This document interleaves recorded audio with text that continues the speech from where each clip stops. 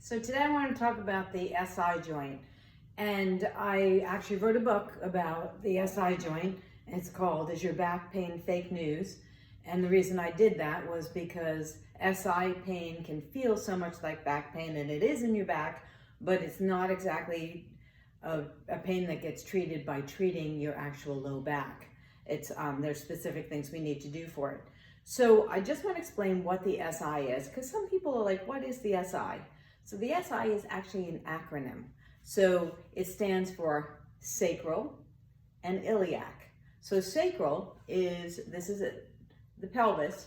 This is the front of the pelvis, sits like this, and this is the back. The sacrum is in the back, this triangular shaped bone, like this, that fits right in with your ilium. Now your ilium are those hip bones. You can put your hands here and get the shelf that you put your hands on here. And this ilium interacts with your sacrum. The S with the sacrum, the I for the ilium. So it's an SI joint dysfunction.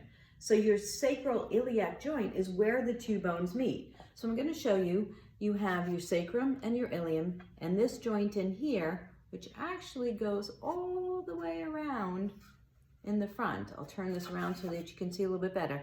Where this joint meets this joint is here. It's actually the largest joint surface of any body, of any part of your body.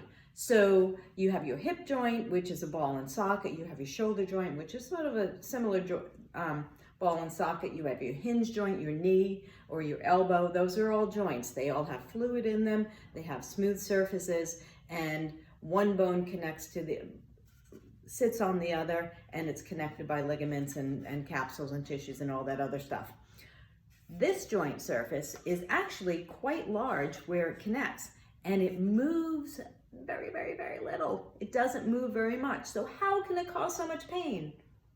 I don't know, but it does. It causes a ridiculous amount of pain. Maybe because it's not meant to move that much, that we overstress it. Maybe it's because the joint surface itself is a little rough and irregular. Maybe that's why. Maybe because when our hips are supposed to be level and this is supposed to be sitting in here as tight as it is, sometimes it shifts a little bit because we stand on one hip more than the other, back and forth. And maybe it shouldn't be moving as much as it does move, but it hurts. So that is the SI joint. And I can tell you that this joint here, with the large joint surface and the very, very little bit of movement, causes so much pain in some people they have no idea that it's their SI joint and not actually their low back.